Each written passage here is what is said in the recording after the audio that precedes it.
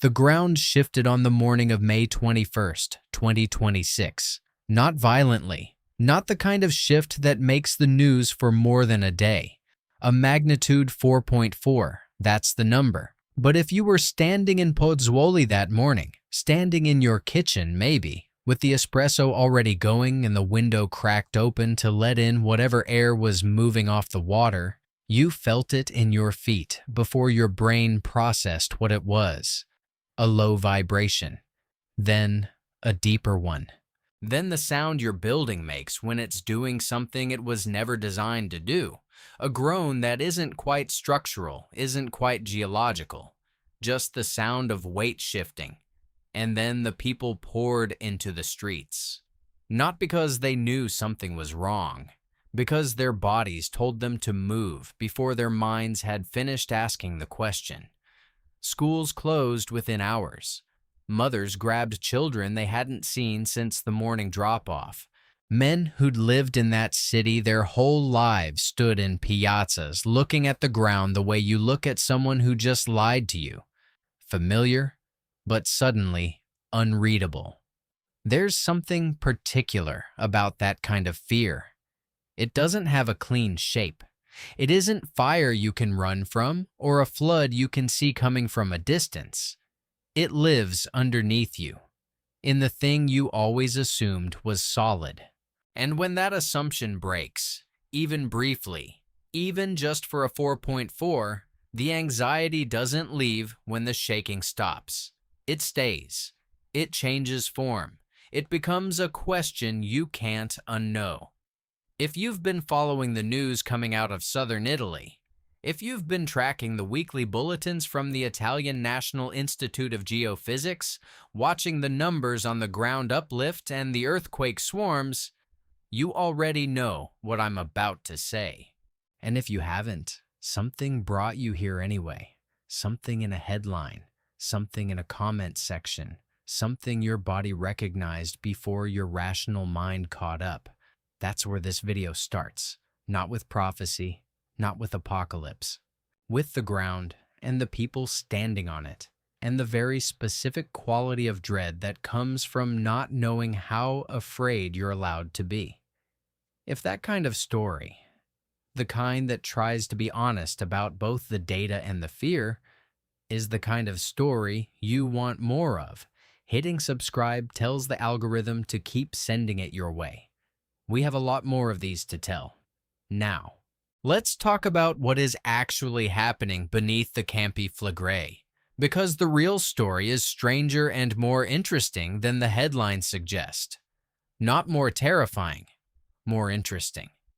And I think that distinction matters, especially when you've been carrying this anxiety for weeks or months or longer. The Campi Flegrei is a caldera, not a traditional volcano in the way most people picture one, a single cone, a single peak. It's a supervolcanic system, roughly 13 kilometers wide, sitting beneath the western suburbs of Naples and extending under the Bay of Pozzuoli. Roughly 500,000 people live within the caldera or directly adjacent to it. The city of Pozzuoli sits almost at its center, and the ground beneath this caldera breathes. That's not a metaphor. It's the technical reality.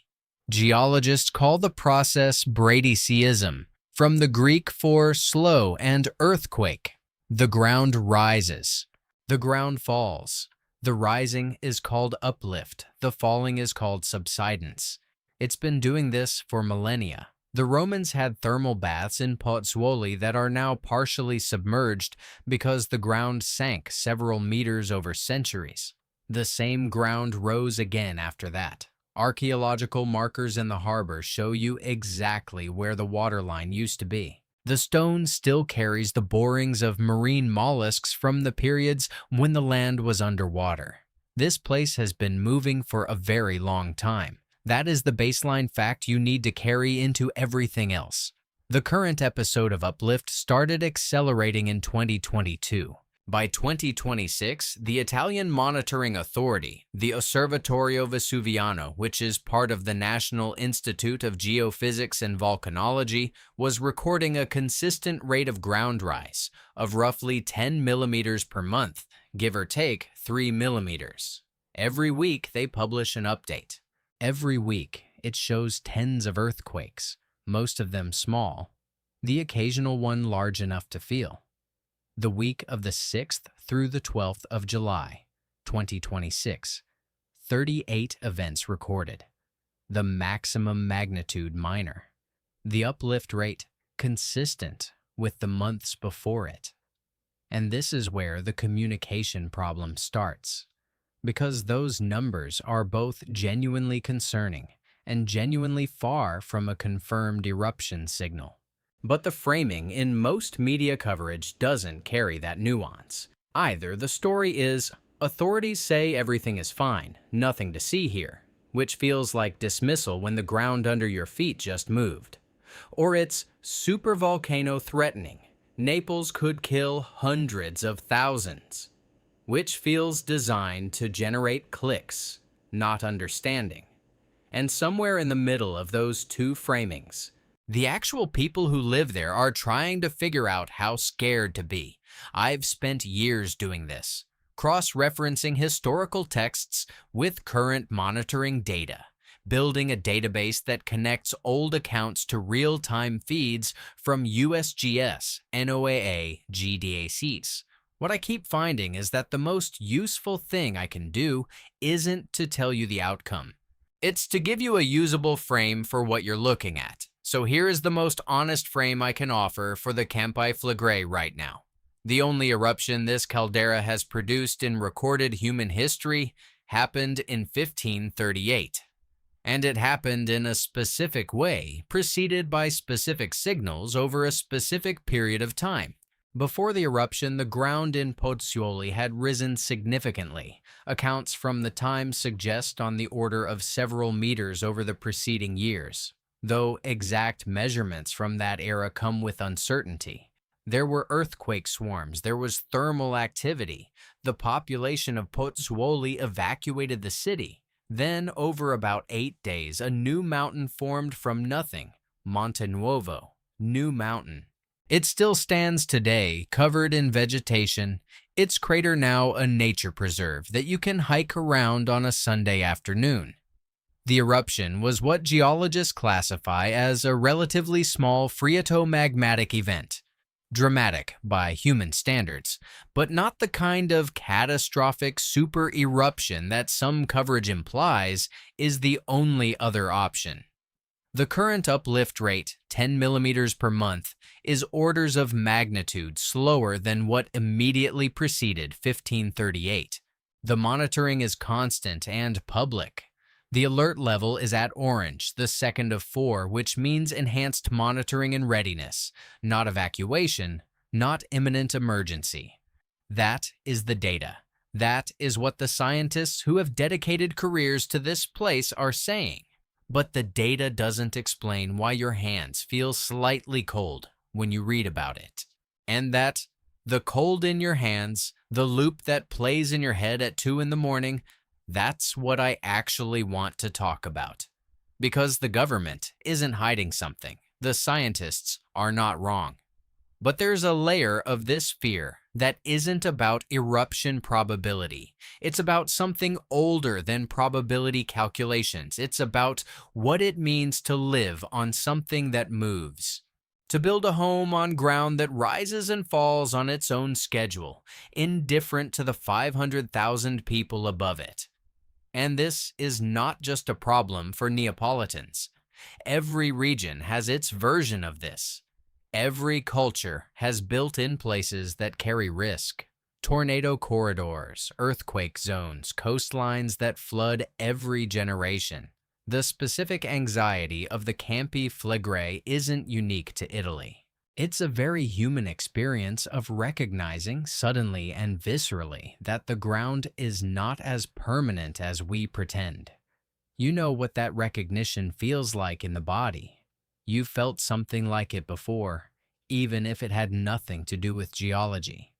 That moment when something you assumed was stable reveals itself as provisional. The job, the relationship, the health report you expected to be routine. The particular nausea that comes not from what happened, but from realizing that the thing you'd been standing on wasn't actually solid. The ground shook in Pozzuoli at 4.4, and the people ran into the streets not because they knew it was dangerous.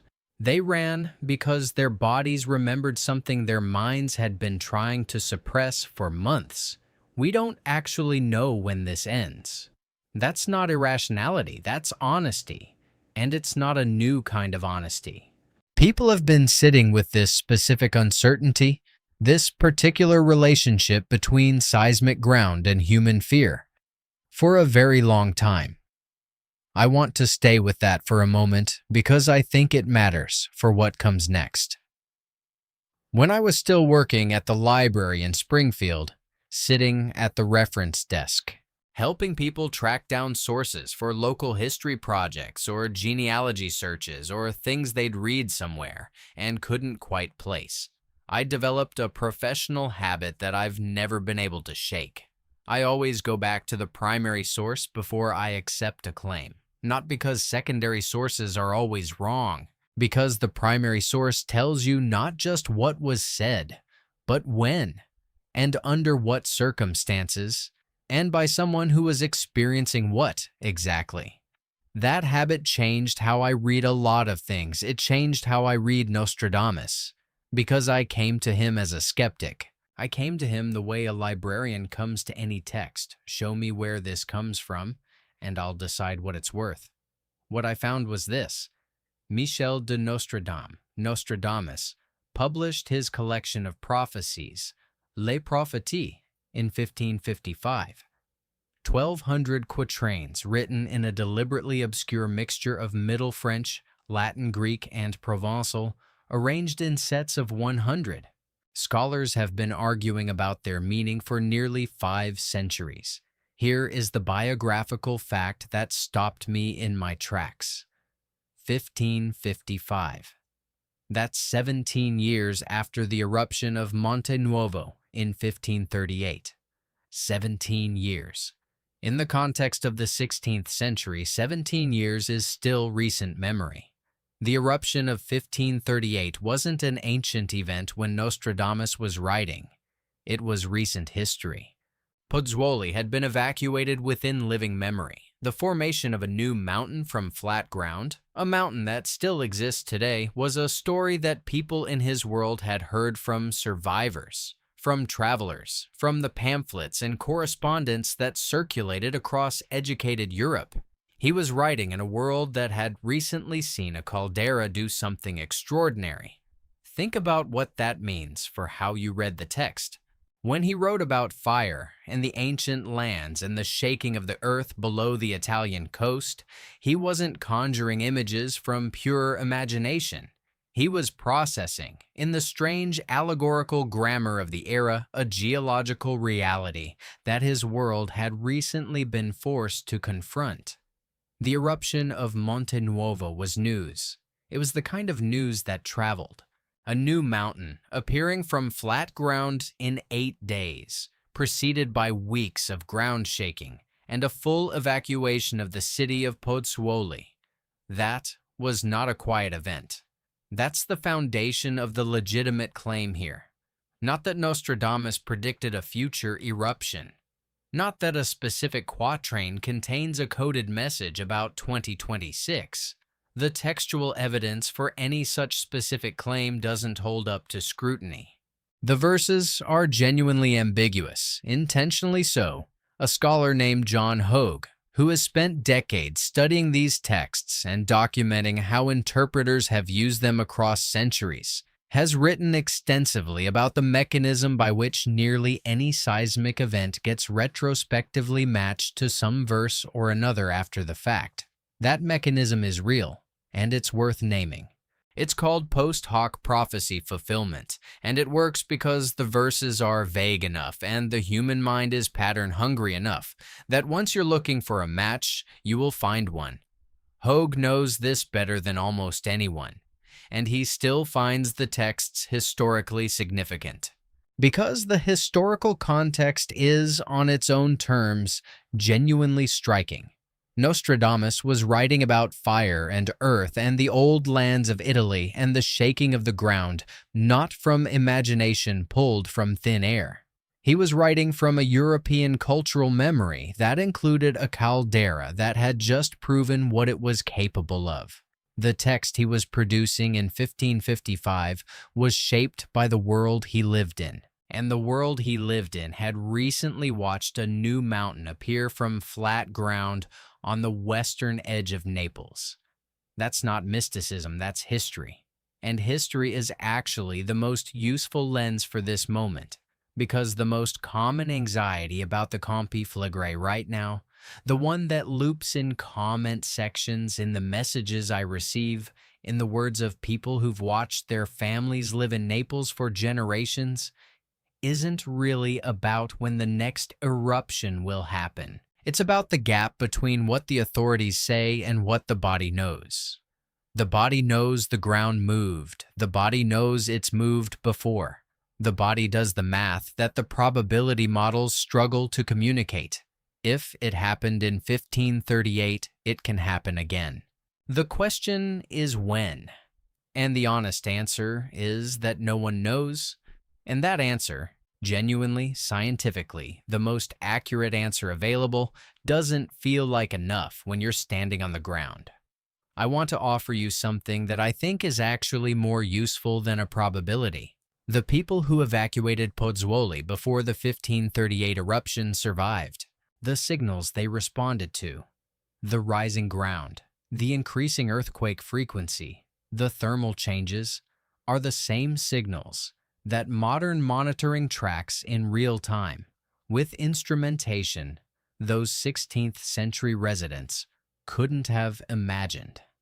The monitoring infrastructure around the Campi Flegrei today is among the densest and most sophisticated in the world. Hundreds of sensors, continuous data streams, a team of scientists whose entire professional lives are organized around this question. The reason you know about the 38 earthquakes in 1 week and the 10-millimeter monthly uplift is because someone is measuring it and publishing it. That publication is not a sign of crisis. It is the normal function of a system designed exactly for this. The communication problem isn't that authorities are hiding something. It's that the honest scientific answer. We see elevated activity. We're monitoring closely. We don't know exactly what it means yet. We'll tell you if the picture changes. Sounds a lot like "we don't know" to a public that is used to hearing either fine or emergency. But that middle space, the "we're watching, we're not sure yet, we're ready," is actually the most responsible place to be. It just doesn't have a good cultural script. 1538 gave the Campi Flegrei a new mountain. It gave that mountain a name that's still on the map. It gave this caldera its one documented eruption in recorded history. And it gave Nostradamus, writing 17 years later, a world already shaped by the knowledge of what this particular ground could do. That's the real connection between the 1555 text and 2026. Not a coded prediction. A shared knowledge of what this place is. A cultural memory that has survived nearly 5 centuries because the ground beneath the Bay of Pozzuoli keeps offering new reasons to remember.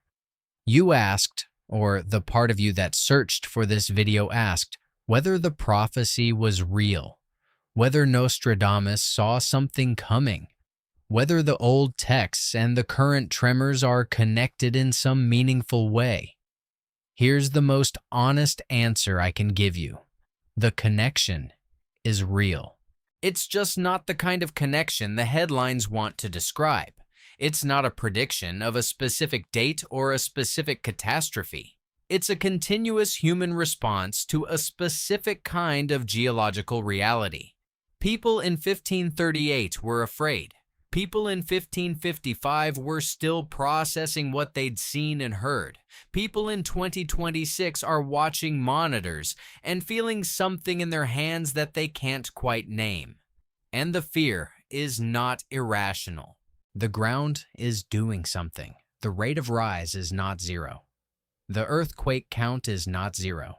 The system is active in ways that justify monitoring and preparation and honest communication from authorities. But the fear doesn't need to be totalizing either. The same ground that rose before the eruption of 1538 is currently rising at roughly 10 millimeters per month. The same caldera that formed a new mountain in 8 days has, in the 5 centuries since, gone through multiple episodes of elevated activity, including a crisis in the 1980s that raised the alert level and prompted precautionary relocations without erupting. The geological record says this place can erupt. The geological record also says it very often doesn't, even when it's active. Holding both of those facts at the same time is uncomfortable, but it's the most accurate thing I can offer you. Go back for a moment to Pozzuoli, May 21st, 2026. The morning of the 4.4, the espresso already going on the stove, the window cracked. The sound your building makes when it does something it was never designed to do. And then, the streets full of people, hands on phones, eyes on the ground. Those people were not irrational. They were honest. The ground had been rising for months. The monitoring data was public. The anxiety was accumulating with every weekly bulletin, every news story that either minimized or catastrophized. And when the shake came, the actual physical shake that the body had been bracing for without quite knowing it, the body said, "Now, we move now." That's not panic. That's a very old and very accurate survival response doing its job. The question is, what you do with it when the immediate shaking stops and the ground goes quiet again, and you're back in your apartment looking at a ceiling that is, for now, holding still. What you do is you get better information. Not to make the fear go away, the fear is proportionate, and proportionate fear isn't something to eliminate. What you do is you give the fear a shape. You name the actual risk level, which is real and worth monitoring. You name the gap between what the media says and what the science shows. You name the fact that in 1538, the people with the most accurate information about the signals, the rising ground, the swarms, made it out. And you name the fact that Nostradamus, writing in 1555, was not a mystic floating free of history. He was a man in a particular time, with particular knowledge, trying to make sense of a world that had recently proved it could form a new mountain in 8 days. The text he wrote carries the weight of that knowledge, not as prophecy, as memory. And memory, it turns out, is one of the more useful things you can carry into an uncertain situation. The Campi Flegrei has a real history. Nostradamus was writing in the aftermath of that history. The current residents of Naples and Pozzuoli are living inside it in real time. The monitoring scientists are doing what the evacuation planners of 1538 could never do. Watching the whole system continuously with instruments that can detect millimeters of movement from space. The ground is not lying to you. The scientists aren't hiding from you. The text Nostradamus wrote in 1555 isn't a code that unlocks a future date. It's a document from a world that had just watched something extraordinary happen in this specific place. And the extraordinary thing about the current situation is that we are watching the same place, with far better tools. And the honest answer is still, we don't know when or if. We know what to watch for. We're watching. That's not comfort exactly, but it's something more durable than comfort. It's the kind of clarity that lets you carry the uncertainty without being crushed by it. You weren't wrong to be afraid. The people in the streets of Pozzuoli were not wrong to run. The fear is a proportionate response to a real situation. It just needed better information to keep it from becoming something unmanageable. And better information is exactly what I try to bring here. Whether the subject is a caldera that's been breathing for millennia, or a 16th century text that's been misread for nearly as long, or the specific gap between what official statements say and what the body already knows, the ground keeps moving. That's been true for thousands of years. What changes is what we can see when it does. If this kind of deep dive into the actual evidence behind the prophecy and the fear gave you something useful today, not just information, but a way to hold the uncertainty, and if you feel that this kind of work has value, Super Thanks is the direct way to support it. It goes toward the research hours, the database maintenance, the time it takes to read the actual primary sources instead of the summaries of the summaries. Every video here is built on that kind of foundation, and every bit of support makes the next one possible. Before you go, I want to ask you something specific. The moment that brought you here, the search you ran, the headline you saw, the thing a family member said about Naples, whatever it was. That's the thing I'm curious about. Leave it in the comments. Not an opinion about whether Nostradamus was real. Not a prediction about what happens next. Just the moment. The specific thing that made you want to understand this better. Because the comment section on this kind of video becomes something interesting. A record of how many different people, from how many different places, all arrived at the same question through completely different doors. Write what brought you here. I'll be reading.